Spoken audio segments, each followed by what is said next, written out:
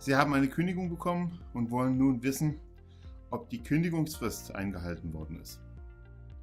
Woher wissen Sie also, dass bei einer Kündigung durch den Arbeitgeber die Kündigungsfrist auch eingehalten wurde? Nun, zunächst mal ergibt sich die Kündigungsfrist primär aus dem Arbeitsvertrag.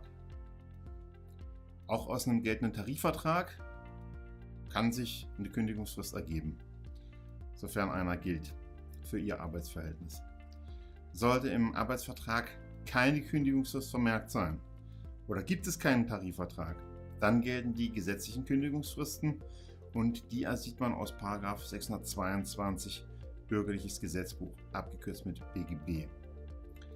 Nach dieser gesetzlichen Regelung verlängert sich die Kündigungsfrist zeitlich entsprechend zur Dauer der Betriebszugehörigkeit. Tova tenor: Je länger Sie in einem Unternehmen arbeiten, desto länger ist auch die Kündigungsfrist, die Ihr Arbeitgeber einzuhalten hat. Hierzu mal ein Beispiel aus der Praxis. Ein Angestellter ist seit 12 Jahren im Unternehmen beschäftigt. In seinem Arbeitsvertrag steht keine Angabe zum Thema Kündigungsfrist. Das Unternehmen ist auch nicht tarifgebunden, sodass wir also weder eine arbeitsvertragliche noch eine tarifvertragliche Grundlage haben für die Kündigungsfrist. Jetzt also gilt der § 622 BGB und hier hat der Arbeitgeber aufgrund der 12-jährigen Betriebszugehörigkeit des Angestellten eine Kündigungsfrist von 5 Monaten zum Ende des Kalendermonats einzuhalten.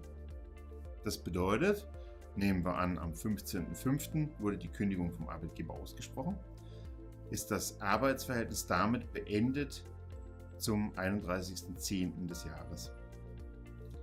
Tova-Tipp hierzu: Überprüfen Sie unbedingt ein Kündigungsschreiben darauf hin, ob die richtige Kündigungsfrist eingehalten wurde.